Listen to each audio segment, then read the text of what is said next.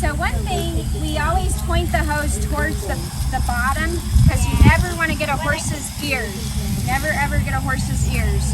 If we get inside the ear, it can cause an infection or fungus. So that's why I always point the hose away from his face completely. Horses don't really like their face being washed. When I start, I usually do the legs first.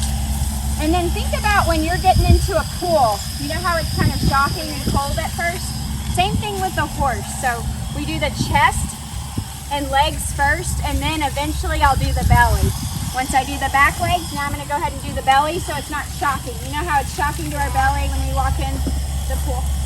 All right, so now I'm doing this side, and Addie, I'm going to tap his bottom. So I give him a heads up. I'm going to pull his tail to the side. I'm going to make sure I wash in between his legs, Addie. Look, honey, this is very important because that's where they sweat, and you don't want them to build fungus. And then right here, his private area. Okay, make sure to get that kind of good. Okay, and there we go. Okay, so now I'm going to go to the other side. So I'm going to do the chest again, legs, point the hose towards his back, never his ears or his face. Chest and legs, then these legs, the back legs. This feels really good to him. Now I'm going to slowly introduce it to his stomach area, barrel. I start at the bottom and then work my way to the top so it's not shockingly cold, you know. But now it's feeling really good.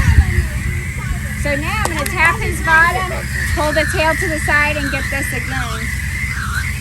Good. And we always want to try to bathe them when it's a hot day or when they've had an exercise or a trail, or if they're sweating really bad. He's so funny. He's the type, if it's raining outside, he'll be in his shelter.